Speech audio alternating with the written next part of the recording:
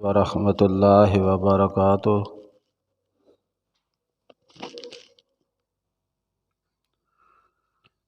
الحمد للہ وحدہ وسلام علی عبادہ الذین اصطفیٰ، اما بعد فاعوذ باللہ السمیع العلیم من الشیطان الرجیم من ہمزہ ونفخہ ونفثہ۔ بسم اللہ الرحمن الرحیم۔ انما یأمر مساجد اللہ من آمن باللہ والیوم الآخر واقام الصلاۃ وآتى الزکاۃ ولم یخش الا اللہ فعسى اولئک ان یکونوا من المہتدین۔ اللہ پاک اس آیت مبارکہ میں اللہ کے گھر مسجدوں کو آباد کرنے والوں کی 5 خوبیاں اور 5 صفات بیان فرما رہے ہیں۔ فرمایا یقینی بات ہے کہ اللہ کے گھروں کو یہی لوگ آباد کرتے ہیں جن کے اندر یہ 5 خوبیاں اور 5 صفتیں ہیں۔ پہلی خوبی کہ اللہ پر ایمان اور یوم آخرت کا دن پر ایمان ہے، یہ 2 خوبیاں ہیں۔ اور تیسری خوبی نماز قائم کرتے ہیں، اور چوتھی خوبی زکوٰۃ دیتے ہیں، اور 5ویں خوبی ان کی یہ ہے کہ اللہ کے علاوہ کسی سے نہیں ڈرتے۔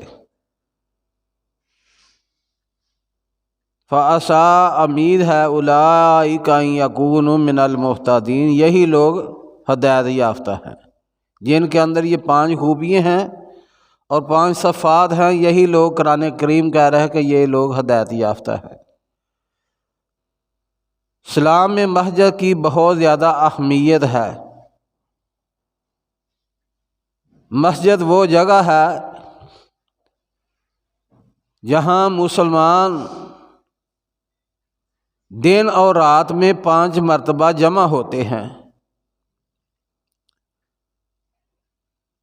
اور اس میں جمع ہو کر اسلام کا اہم فریضہ نماز اس کو ادا کرتے ہیں۔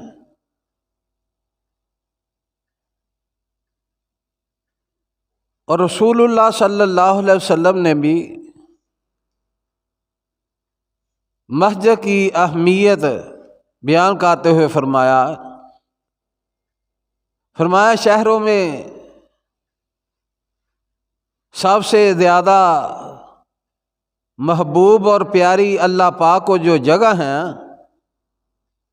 وہ اللہ کے گھر مسجدیں ہیں۔ جو اللہ کو محبوب ہیں، جو اللہ کو پیاری جگہ ہیں، وہ بھائیو وہی یہی جگہ ہیں کہ جہاں ہم آپ مل کر بیٹھے ہوئے ہیں۔ اور اللہ کو جو ناپسندیدہ اور بری جگہ ہیں وہ بازار ہیں، جس میں آج مسلمان بڑے ذوق شوق سے بازار میں کھڑا ہوتا ہے، بازار میں جاتا ہے، بازار میں جائے گا، پیسہ ہوگا، خرچ کرے گا۔ بازار اللہ کے ہاں بری جگہ ہے، ناپسندیدہ جگہ ہے، اور محبوب اور پیاری جگہ اللہ کے گھر مسجدیں ہیں۔ اللہ کا ما حق ہو ہم سب کو مسجد کی فضیلت اور اہمیت سمجھ کر مسجد میں وقت زیادہ سے زیادہ گزارنے کی توفیق عطا فرمائے، اور 5 وقت کا جو اہم فریضہ ہے نماز وہ مسجد میں ادا کرنے کی توفیق عطا فرمائے۔ سبحان ربک رب العزت عما یصفون والسلام علی المرسلین والحمد للہ رب العالمین۔